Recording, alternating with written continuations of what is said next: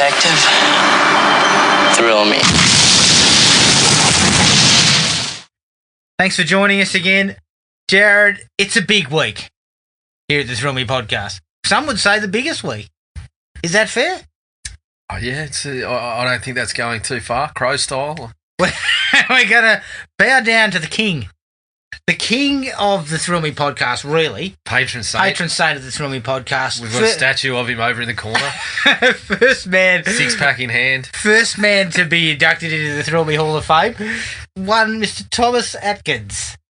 Now, just a side note, we have done many of Tom's best movies. We've actually got episodes on Halloween 3. We've got an episode on Night of the Creeps. We've got an episode on My Bloody Valentine, 3D.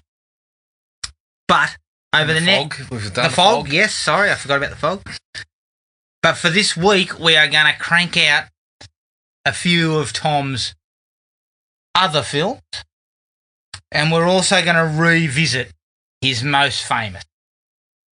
So strap yourself in, big week. I put it on Instagram as a Atkins smorgasbord. You know, there's some cheeses, some crackers on the platter, a little bit of meat. I mean, if we're going by his roles in the pictures, you know, there's some nice roast meats and gravies and things, and there's a couple of bloody mouldy cheeses and crackers, stale crackers in the corner. And look, there's one particular film which I wouldn't call it like Jats crackers. It's more of like that second tier cracker that you can find at Woolies. You get on the side. It's not even Ritz, doesn't it? It's not even a Ritz cracker. A Ritz cracker, but. We're doing it for the love of Tom. Tonight's episode is probably his most recent film, I believe. It's 2019's Trick.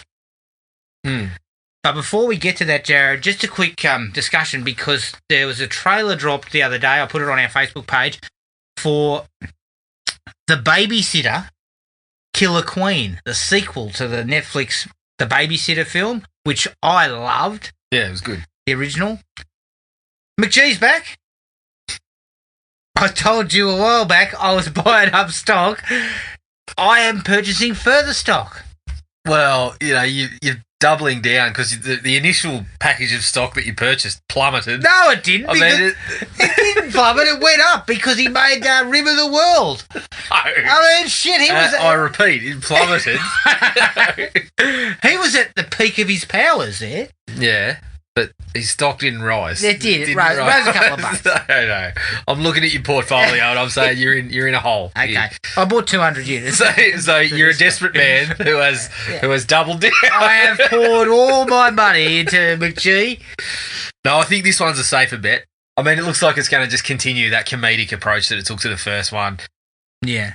The first one was a bit of a surprise because it sort of went into this kind of ridiculous territory that you weren't anticipating. Now that you know it, hopefully the second one's going to be, you know, equally as fun and just continue that sort of ridiculous track that the first one went down, because it was, I really enjoyed it as well. Are you up or down on this? I'm up. You're up. So you will even admit that the first one was, you know, worth purchasing, maybe five barrels? I can be enthusiastic about the prospects of you will not put money into it without purchasing said stock. You're happy to see where it goes, but you're not going to buy it. I can say to someone else, oh yeah, it looks all right, but, you know, secretly my wallet's still in my pocket. Okay. I'm not purchasing. Fair enough. I'm a big up on it. It looks good. It looks like it sort of sits right in the same wheelhouse as the first one. I like the idea that the kid's a bit older and, you know, they're sort of coming back for him.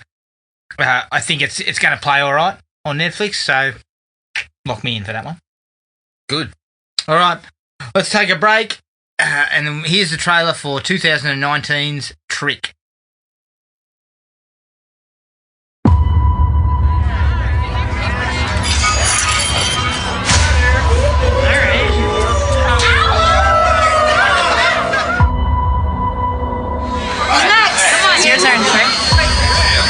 People want a monster that they can fear.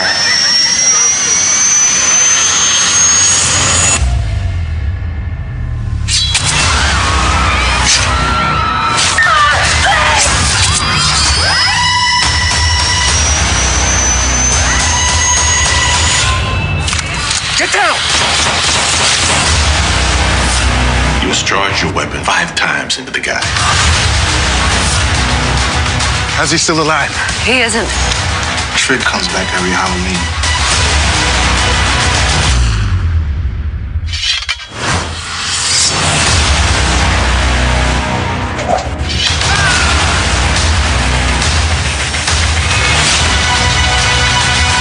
I've never been a believer. But this is just pure evil.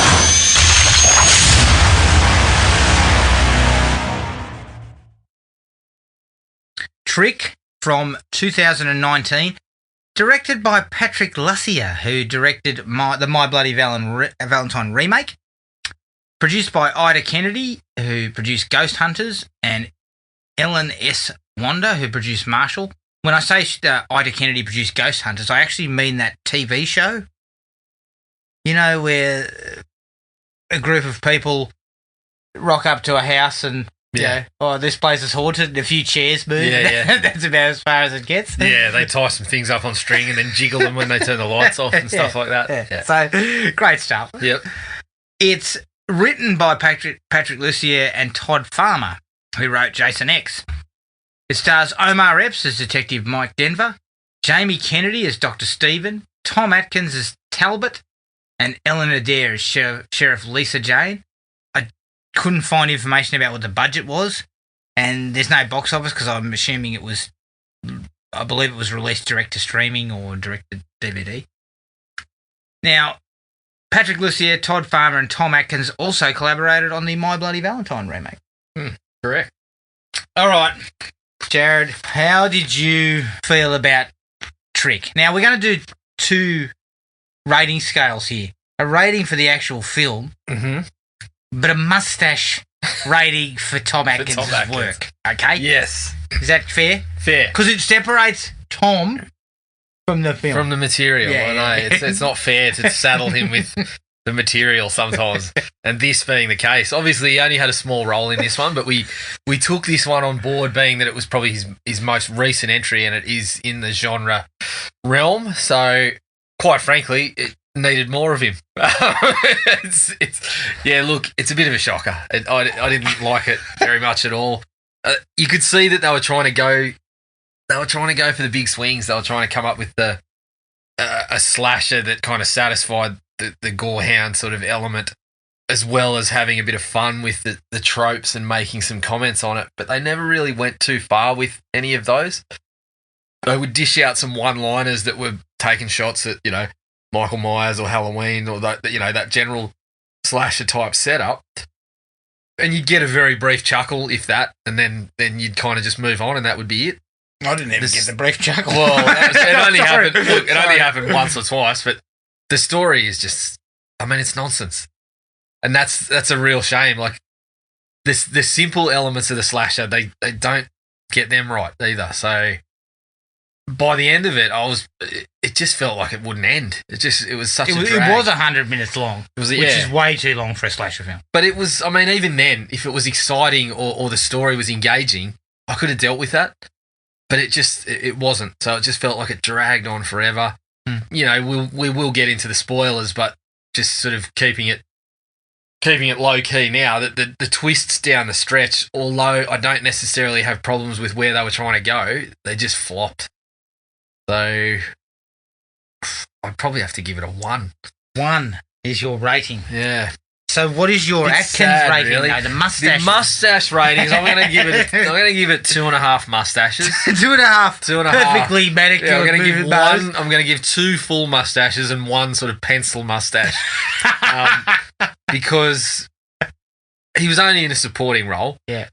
So there wasn't much of him, which brings it down a little bit.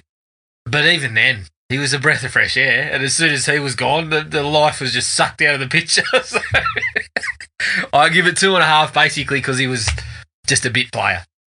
So, reiterate again, 1 star for the film, 2.5 mows for Tom Atkins' work. Yep. Okay.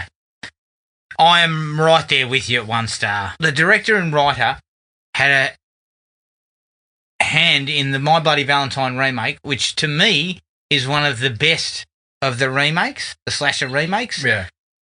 far superior to Friday the 13th or any of those other ones. Those guys kind of got the brief and worked it really well. So I actually had a little bit of hope for this. Yeah. I wasn't expecting genius, but I was expecting a slasher film that I could understand. But even something like Drive Angry that they did Yeah. was stupid, but it was a good time. Yeah. You know, so I was had actually hopes as coming in thinking, okay, well, this might be better than we anticipate. But it just wasn't. They were trying to go certain routes, and I get that. There's nothing new under the sun in slasher movies when it comes to twists and stuff. It's very difficult to find a way to twist. But then don't twist. Then do a slasher film well. That's about, for the most part, that's what you want to aim for. yeah. They don't do it well. It's badly shot. It's badly acted. Not Tom Atkins, of course, but there's no tension. There's no suspense. There's a real cheapness to it. I mean, Jamie Kennedy has got some kind of hairdo that, I mean, I'll get into it later, but it's kind of like a mullet, but it's not. It's weird. Sort of man bun. It's More like a strange. half-eaten dinner roll or something. But overall, the film just doesn't work on any level. It just doesn't have anything to offer it. No. No, I mean, look, I was trying to be good about it. I was trying to find something to sort of hang my hat on a little bit, to say it wasn't as bad as I thought it was. Yeah.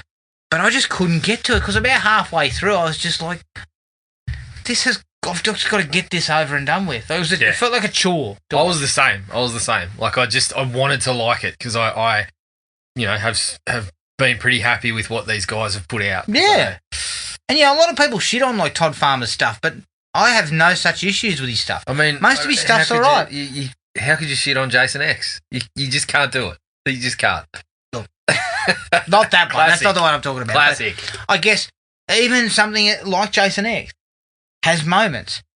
So, I've got absolutely no problems with Todd Farmer's work as a screenwriter. I think he's done some pretty good stuff, personally. But he just drops the ball here. And whether or not it's his fault or the direction, but I think both of them have a hand in how poorly this is done. Yeah. So it's 1 out of 5. As far as mustaches will go, I'm going to give Tommy Atkins 3 greying mows for his work. He is solid, charismatic. I feel sorry for the other actors when an 85-year-old man wipes you off the screen with his charisma and presence. Yeah. You know? And look, we may be a little biased there, but no, you're 100% correct. But it's true. I mean, yes, I'm biased. I love Tom Atkins, but the bottom line is he's the best actor in the piece. And when he's on screen, the film pepped slightly. I felt I was interested. Yeah. But as soon as he went, that was the end of that, and the movie just fell on its ass. So, yeah, I'm giving it 1 star. But three mows for Tom. Yep. All right, into the likes. Yeah, cool. Thomas Atkins. Yeah. Enough said. Immediately adds class to proceedings. Yeah, exactly. Yeah. Exactly. Couple of funny lines. Yeah, a couple of little my gags. My favourite being when Omar Epps says something like, "This is why people don't like you." And he's like, "People love me." It just sort of continues on. Tom brings us something to the table. And look, you never lose charisma and screen presence, no matter how old you are. No. And he's still a guy that, when I see him on screen, there's a smile when I see Tom. You get excited. I do. You held me down about this, but I'm going to throw this out there anyway. And this is coming from my wife somewhat. Yep. There's at least a little bit of, I don't know if I'd call it intrigue, but you don't actually know what the go is with this guy. And could you give me a the killer roadmap to where it is? Well, what I mean was the killer. It starts off the killer that they keep talking about who he is. I thought it was supernatural. Yeah. I thought it was a supernatural situation. You're not helping your argument. I guess at least I felt invested to find out what was going on. Oh, shit. At what? Can you tell me the minute where that investment sort of just... you cut the cord? At about the 20-minute mark, I was like, who gives a shit? I think it's supernatural, but if I'm wrong, who cares? But you know what? I said to my wife says to me the next day, I said, gee, that movie was fucking terrible. And she goes, not the worst thing we've seen. I was like, what? She goes, well, I was in. She says to me, I actually wanted to know what was going on. I was like, fucking Jesus. So you're the one. It gets a thumbs up from her. Oh, God. Yeah, no, I can't. I can't go with you on that one. You can't get on that. There's a built-in element of that in most slashes. Yeah. If it starts off competently, and I guess that's that's the end of the argument. If it starts off competently, in this case it didn't. Shit. No. Look, I get what she's saying. They kind of hold at the end of the back scene. He's not talking. There's obvious the parallels to Michael Myers as it goes along, and so I was kind of like, okay, so what's the point of difference? That's where the intrigue was for me. Again, and the whole idea went very quickly. Each year there was a murder similar style. Yeah, and you thought he was it coming was back from the supposedly. Right. I thought he was fucking like Horace Pinker or something. So that tells you where I was at. And don't get me wrong, I have a problem with that whole thing too. Yeah, I'll break that later. down. I'll break that down in my dislikes because I've got specifics that we're going to go into it. The only other thing I can bring up as a potential like was there was a hefty helping of gore.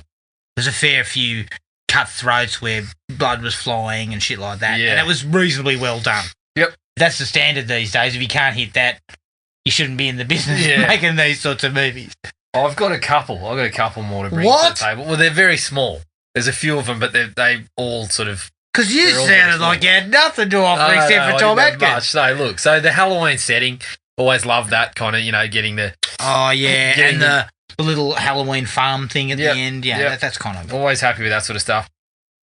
The mask that he wears in the initial scene, the pumpkin mask, I thought that looked great. Yeah. I thought that was a really good look, and I kind of wish they'd stuck with it almost. But obviously, we'll get into why that wasn't the case. It was double-headed, wasn't it? Yeah, You could turn it around. I don't know why this is in my likes, but this is where I had one of the laughs. And when they're running through the interviews and they're doing like a montage of the quotes about the kid, and you get the female, the sheriff. Yeah, she's running through what the other high school kids said about him, and she pipes up. I mean, the scene's looking all serious and stuff, and she pipes up with, "Trick was," and I quote, "smart as fuck." I just started laughing for some reason. I didn't know which angle they were going for, but I put it in my likes because it was possibly one of the higher moments of enjoyment I got out of the film. So shit. So it's a low bar. It is a low bar. And the very last one is, and this is very minimal. I don't getting into the spoilers, so if you haven't seen the movie, you might want to not listen to this part. But I don't hate the idea of it being like a crew of people. The execution of it is very problematic, and we'll go... It's disastrous. Yeah, we'll go into why. But the idea... I mean, I've spoken to you about how I would have liked to have seen something like that for Scream 4, where it was like the movie club. Or they'd all done it. Digging into an idea like that, and I felt like this was sort of going into that realm, trying to come up with something a little bit different that way, but it didn't work. And that shit can work. I mean, something like... we saw it in Murder on the Orient Express. Again, spoiler alert for anyone who hasn't seen that movie. But it doesn't matter. That book has been out for a million years. Yeah. But that was the same idea. Everybody on the train killed the guy, was involved in his death. And that works when you misdirect and you do that well. This doesn't know what... this is like a bull in a china shop. It's just smashing its way through the slasher movie cliches and all that sort of stuff, trying to find this alleged new angle. Yeah. That's just not there. Like, the idea, although had some merit, I think even in a better made movie may not have quite hit the mark either. No, not the... it's just, it didn't work for the way this came about. You need to put in a lot of effort to tell your audience it's not these people. Yeah. It's not, cut people out of it.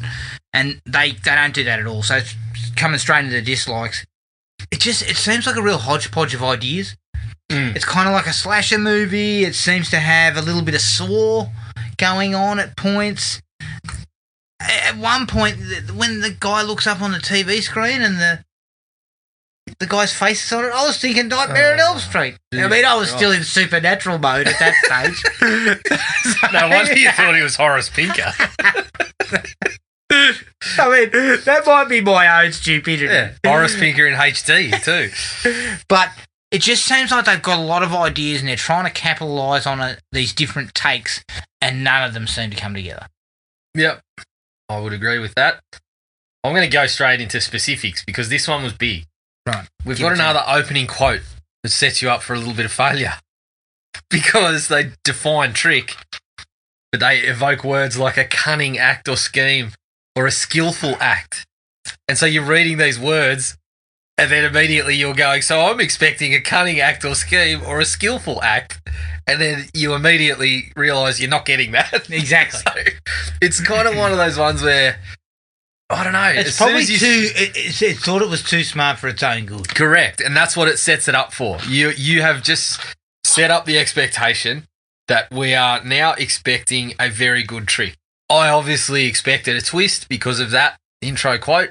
You know, you're talking about the intrigue. That's where I'm sitting there going, where's the trick? I'm still waiting for it. Yeah. And that was the only kind of thing that was keeping me hanging on because the back end was such a slog. It was just like, tell me the trick now because I don't want to go through. I'm not invested in anyone here. So let's just get to the trick so I can see whether that's going to, you know, give me a little bit of a buzz at the end. And yeah. When you use those words, you really set yourself up.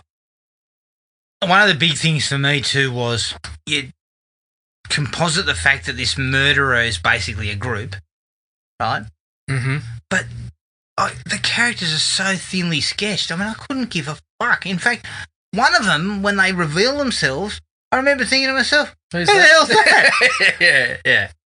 And it's like, it's really sort of cheap, kind of the old classic of you see them and then it flashes back to where we saw them initially. Yeah. And they're only, you know, bit players. Well, I think I know the bloke you're talking about. Is it the taller guy with the bald head? Yeah. I looked at him. I thought the same. I thought, where's he? And then they showed the flashback, and I'm like, oh yeah, fuck. I think I remember him. Yeah. I did not remember him at all. I don't remember him turning up on the scene in the first part of the movie. So, quite frankly, that doesn't work unless you know the character. Yeah. E.g., Stu and Billy in Scream. The reason why that works is because we know them. Yeah. And time has been spent to separate them and misdirect the audience that they didn't do it. Correct. And in that, we had a small group, all right? We had a small group of people. And as you said, you got to know a lot of them, which is where the whodunit angle is really developed. You're getting little swerves and tricks that are making you think about each character. And could it be them? In this one, it's just like who it ends up being are people that just get stuck in there randomly for 2 seconds, and one of them stuck out like just very, very strange. Like the place that they were in, the girl in the bar. Yeah, the way that they took this girl serving drinks into this little place where you give her a couple of lines of dialogue and this really weird interaction with the other two. Automatically kind of brought up this suspicion because you're conditioned to looking at these films and seeing something like that and going, so why did they give those lines to her? Because if they did it with no coming back to it, it sticks out and is really strange. So you kind of knew something was going to happen there, but by the end of it, when she came around, I was like, oh fuck yeah. I'm sorry to say, I didn't. I thought he was going to come out of the computer.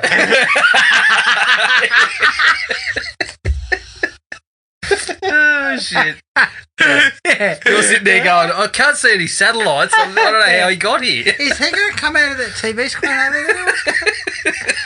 there? The acting is poor.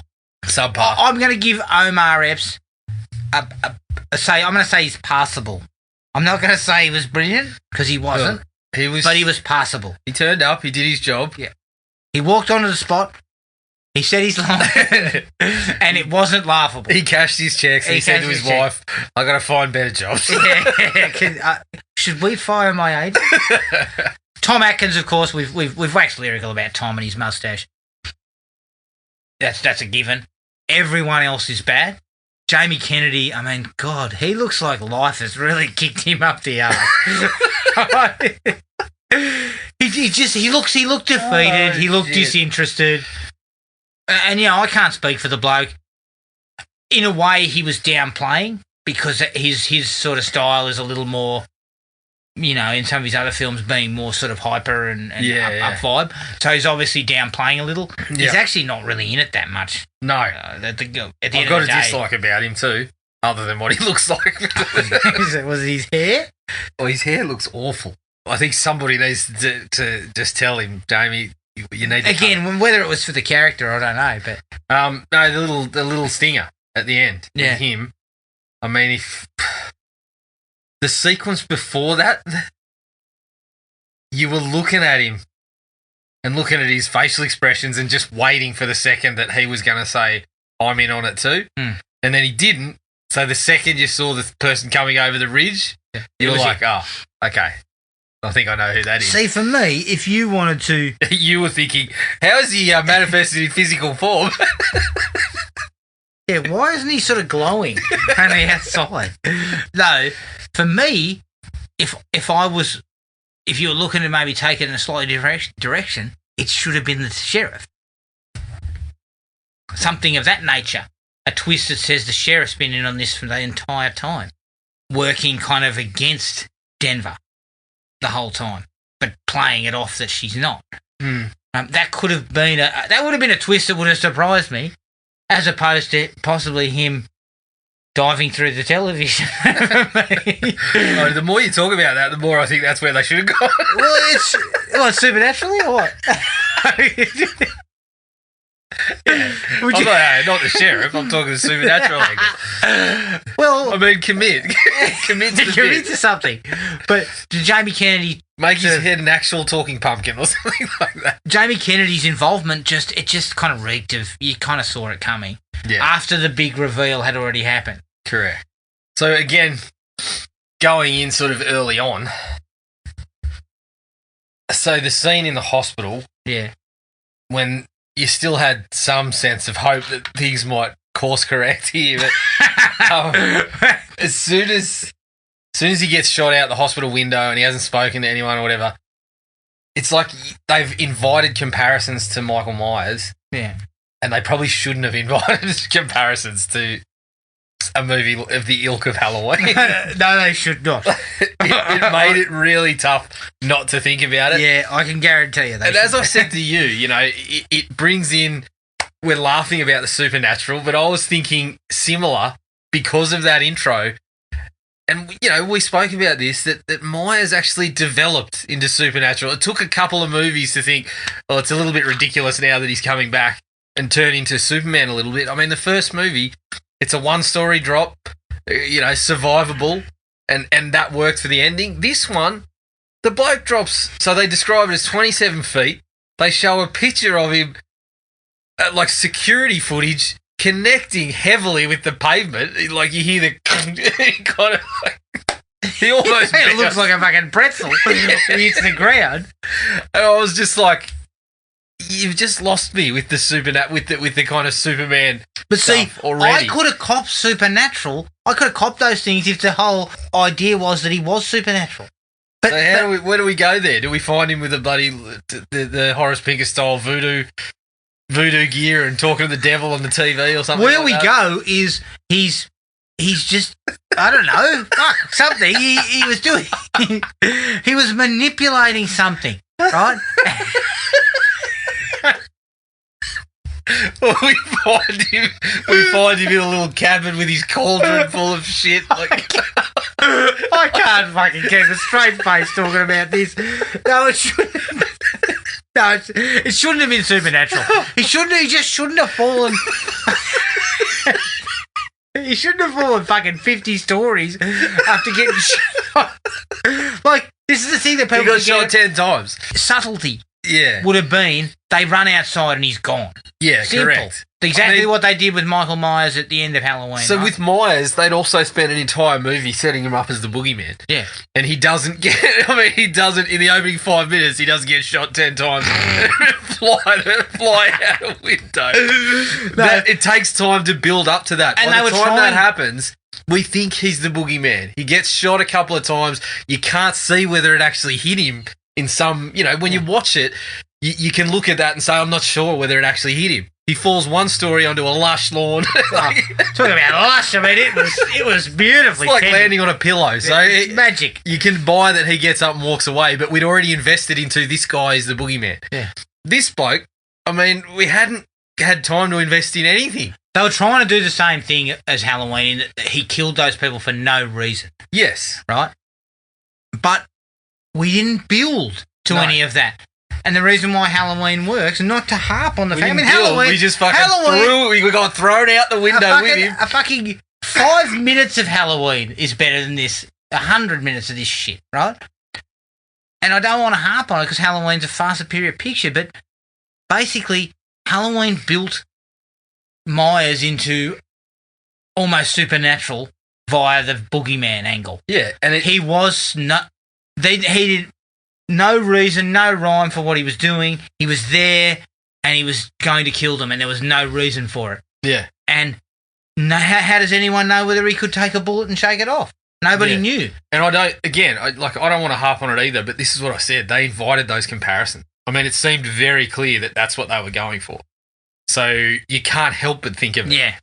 And in this, we spend 5 minutes at the start with a mass murder sequence.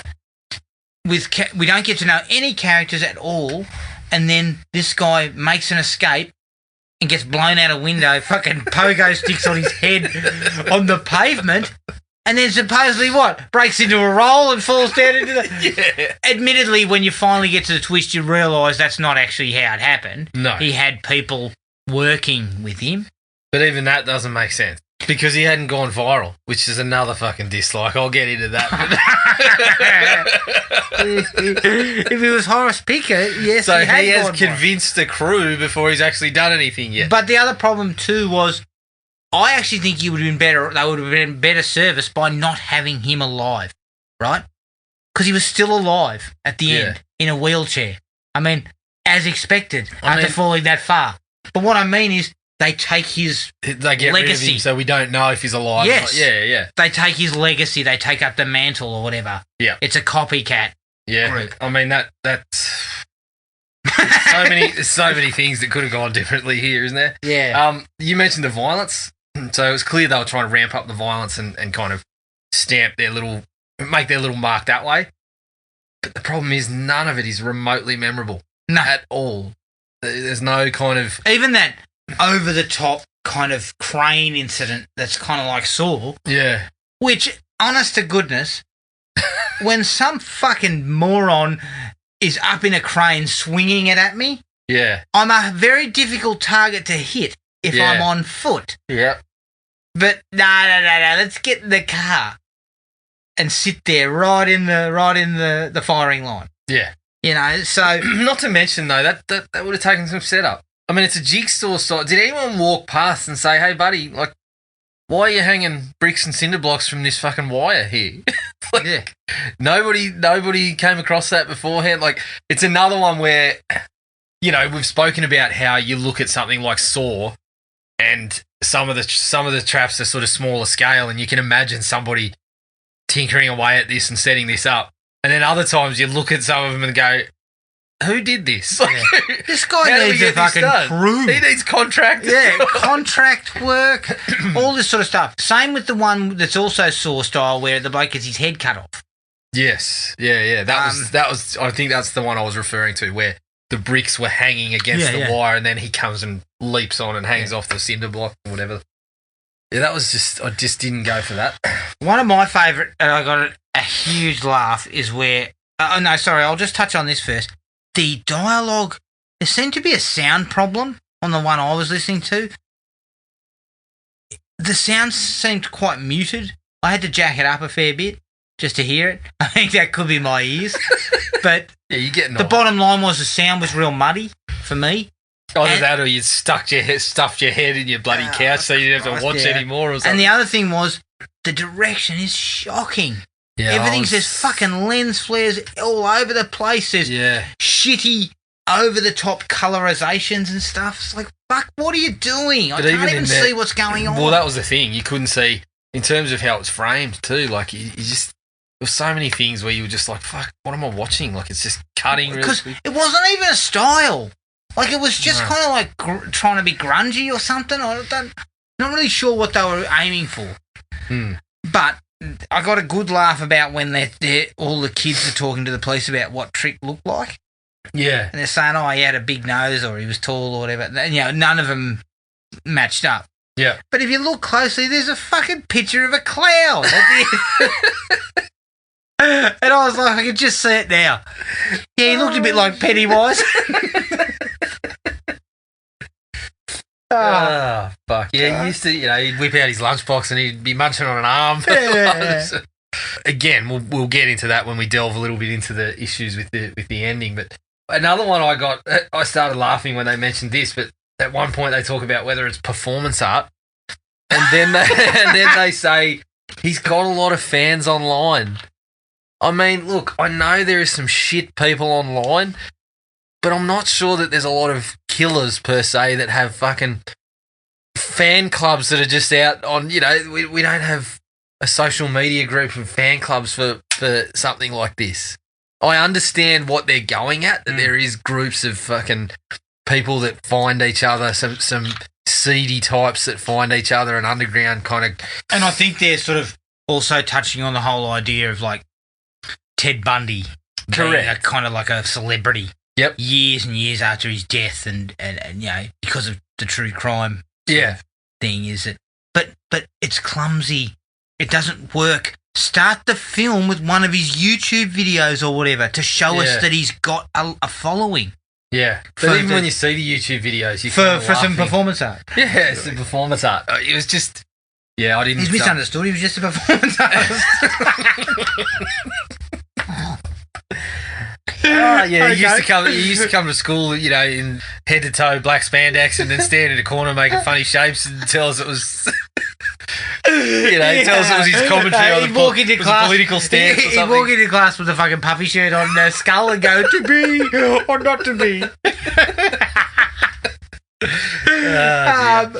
That shit didn't fly for me at all. Yeah. Because, again, you're trying to say that these people connected online, perhaps, or connected with what he was putting out there. Yeah.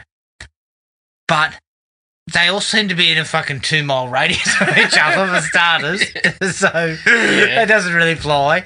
And secondly, it's just we got no indication of him. Yeah. He wasn't a character. He was just a name. And the thing that you mentioned too, like when they talk about and describe have the people all making their descriptions of Trick. I mean, we all went to high school. There was people that were quiet, that were different. But if a different person is turning up into your class every day and saying, I'm Trick, someone's gonna go, no, you're not.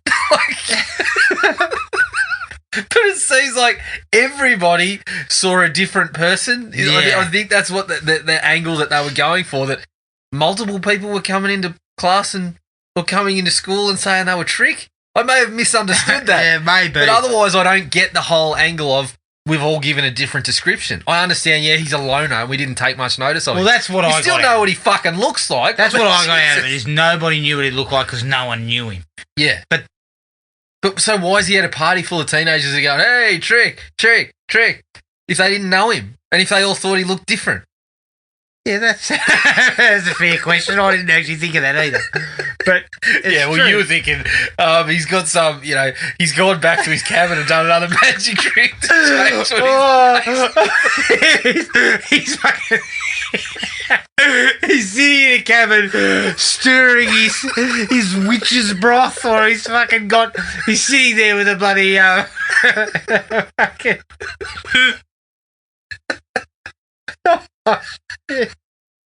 I'm not sure where your head was at. What's it?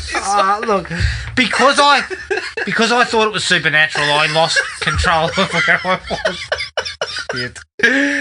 Just quietly, the fucking FBI agents that get involved in the case, with Epps, they are the most fucking inept coppers I've ever seen. That's shocking.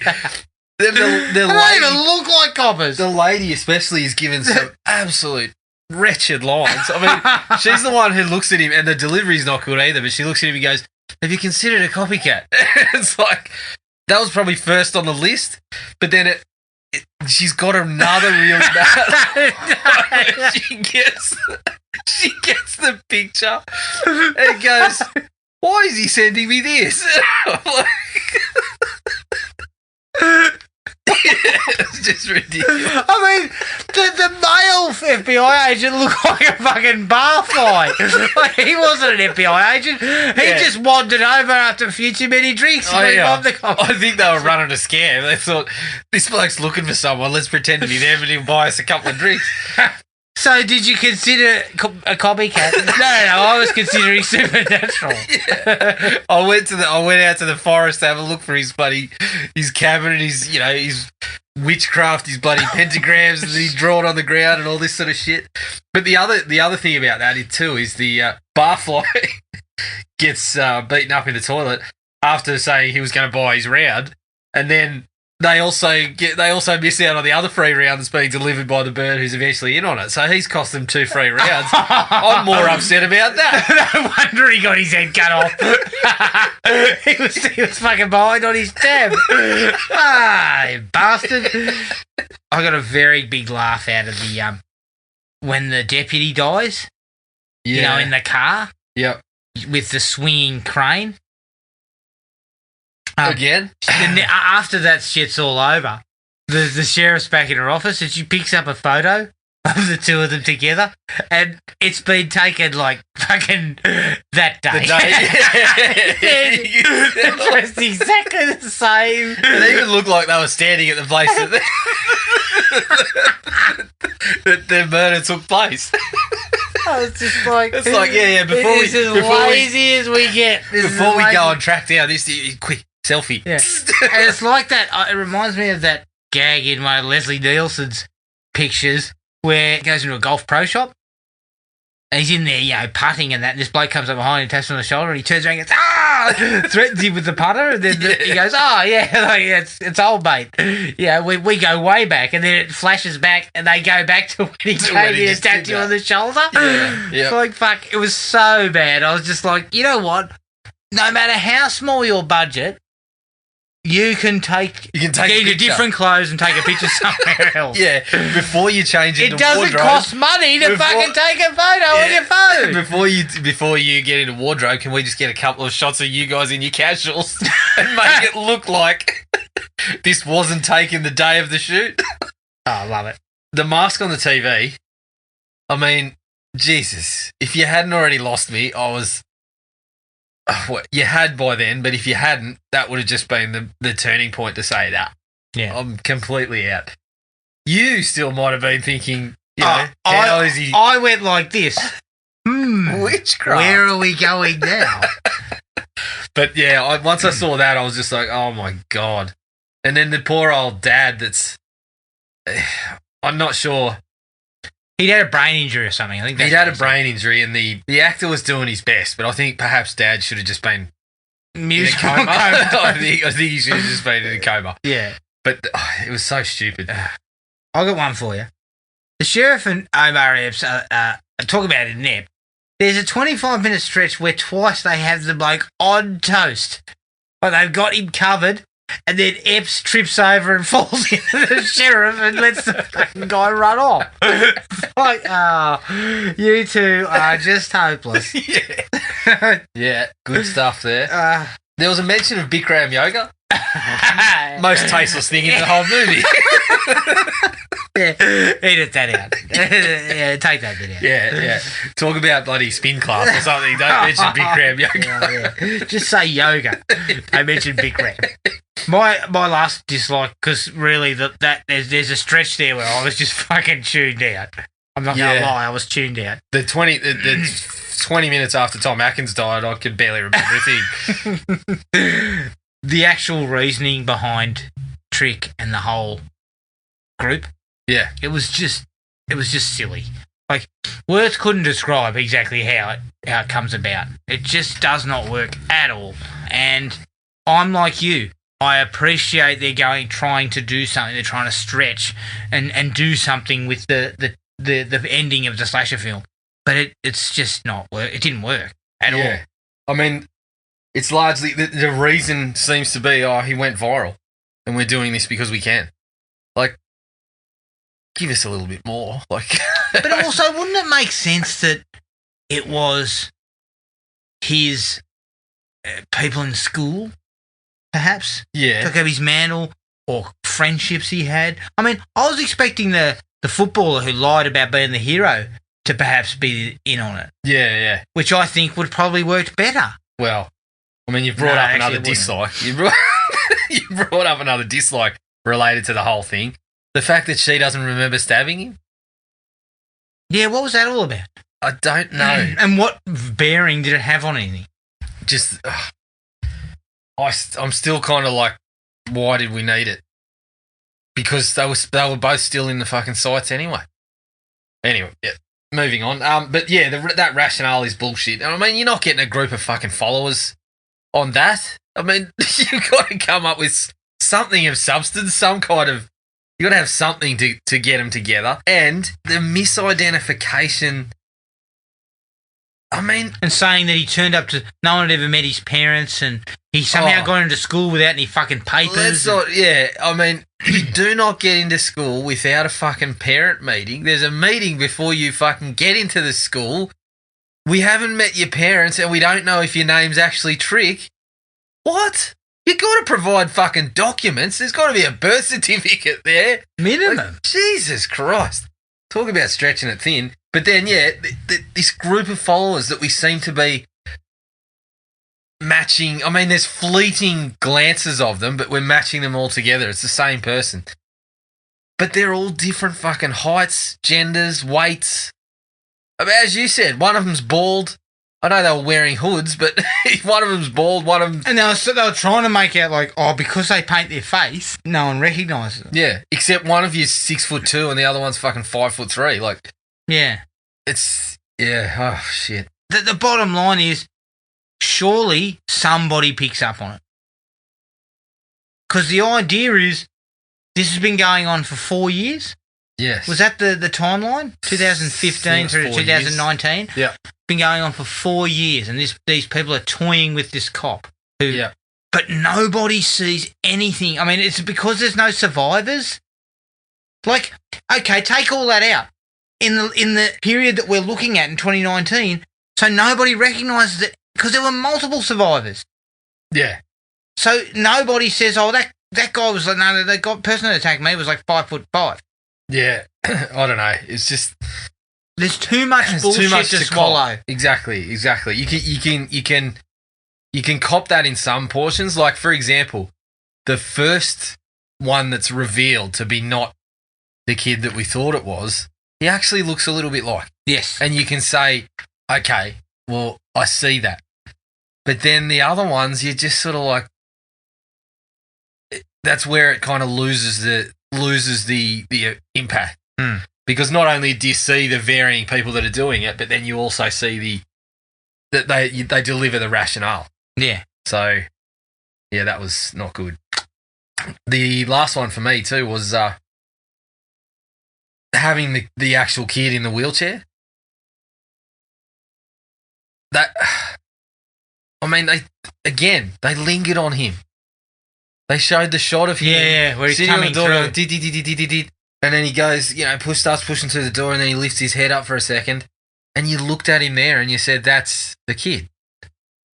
So, I mean, I feel like that was intentional because they wanted you to get that, but then, but here's the kicker.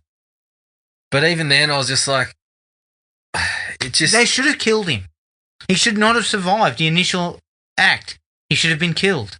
But now there's suddenly, next year, there's another massacre involving someone who's similar. Yeah. So Denver starts to believe that maybe the guy's still alive. I think that probably would have worked better. I mean, the sheriff tells us about 50 fucking times that I couldn't possibly be like. Yeah, I know. We get told that over and over while they're It's bouncing such from bullshit. one scene to another saying it's trick and someone else is saying, no, it's not. And then we get another scene of him saying, no, it's trick. No, it's not. Yeah. I mean, the first 45 minutes of that, it just feels that's all they're doing is one to another. Exactly. What else you got, mate? Anything? No, that was it. That was it. I don't That was want it to for go me. too deep. I don't want to No. lay the slipper in too hard. All right, that was 2019's Trick. You can find us on iTunes, Spotify, and Podomatic. Send us an email at thrillme@iinet.net.au. We're on Facebook at Thrill Me Podcast Australia, at Podomatic at thrillme.podomatic.com, and Instagram at thrillmepodcast.au. Please try and rate and review us on iTunes and Podomatic if you can. Next episode, we get some real Atkins now. This was just a small taste of Tom. We go back to his heyday, the 1980s, with Maniac Cop. It's been a long time. I remember getting scared by Maniac Cop when I was a lot younger. Mm. Yeah. Yeah, I didn't see it. After till I was watching in it my- this time, I was surprised I was scared. yeah. I didn't see it till a bit later, so I don't know if I shared that experience. But looking forward to seeing some, as you said, Tom in his real absolute heyday. Yeah, in his element Yeah. as a Wilbury cop. But until then, take it easy and we'll catch up with everyone later. Cheers. Find the podcast at Podomatic or on iTunes. Don't forget to rate and review. Like us on Facebook at Thrill Me Podcast Australia or contact us at thrillme, all one word, all lowercase, at iinet.net.au.